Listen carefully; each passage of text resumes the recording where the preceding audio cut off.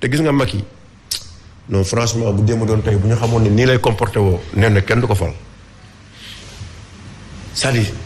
ni mu comporté woo jour conférence de presse bi est-ce que moom dina toog ba si yàgg xoolaat sax ne est-ce que man nii laa doon wax ak sénégalais yi kenn xamul lan la hors de lui-même nii bu ko nekkoon bu ko commencé woon kon kenn du ko xam mais léegi nag réew mi dañu xam kan mooy Macky ñu qualifié ko teg ko de côté jéem a xool ñoom ni ñuy doxalee seen bopp parce que loolu mooy li nga xamante ni ne Sénégal moom la nit ñi def waaw mais nen ne état d'urgence bi nga créé nii lan moo ko motiver lan pourquoi nga jékki-jékki rek déclencher état d'urgence. waaw mais soo ne lan moo ko motiver. lan moo ko motiver amul motivation c'est-à-dire xam nga bële passé amoon na sax raison parce que pandémie bi ñëw na on a vu ce qui s'est passé en Europe yaakaar ne dina ñëw Afrique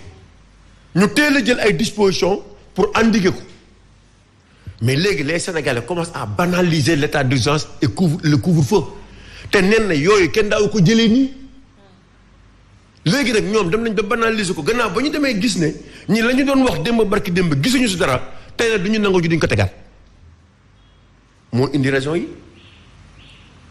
benn nit kese yow nga yaakaar fu mu nekk nii ci xeex bi yëpp pandémie bi benn nit muy docteur Seydi et kooku c'est un chef de service la si moom rek nga yaakaar te nga ne nag tu es dans une guerre sanitaire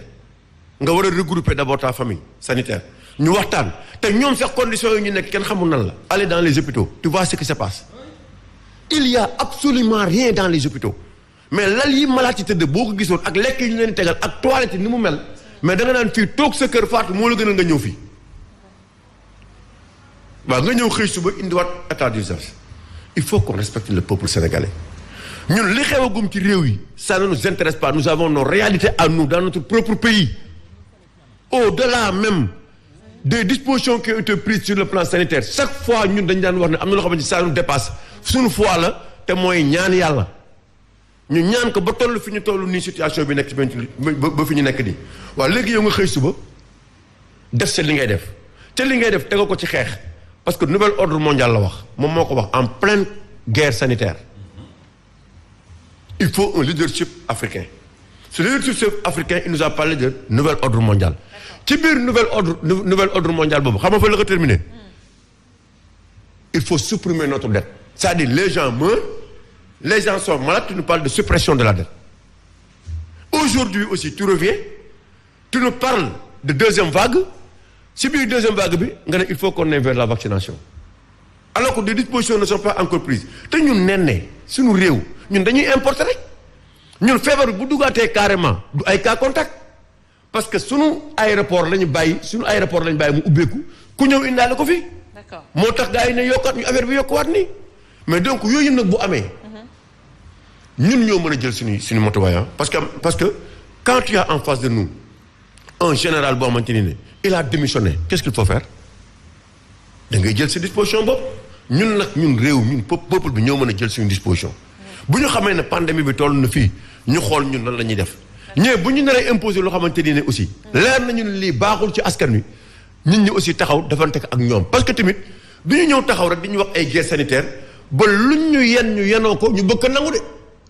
ça aussi il faut que les gens le sachent parce que Macky aussi il faut utiliser cette fibre de cette maladie là pour que nous imposer du n'importe quoi te loolu duñ ko def et ça s'est passé avec l'article bi mu bëgg a changer la constitution du 29 comment dire la loi 69 bi mu bëgg a changer dindi état d'urgence indi état de siège état naturel ou état sanitaire waaye yow ban état nga nekk état catastrophe naturelle c'est-à-dire léegi maintenant c'est-à-dire alors que yooyu bu amatee yooyu loi bi mu bëgg a indi fii c'est-à-dire que bu ko modifier c'est-à-dire que li ñu bëgg a modification yi mu bëgg a apporter bu ko indee nen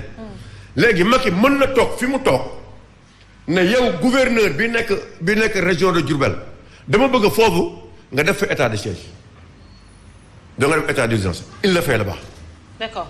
Par exemple, comme ce qui s'est passé hier à Pékin, il demande au préfet immédiatement d'organiser un couvre-feu là-bas. Sans les autres mots. Donc, pouvoir y am par rapport à ce truc-là, mais les gens ne le savent pas. Donc, yooyu yëpp maintenant tax na nag tey bu mu bëggee ñëw taxaw imposer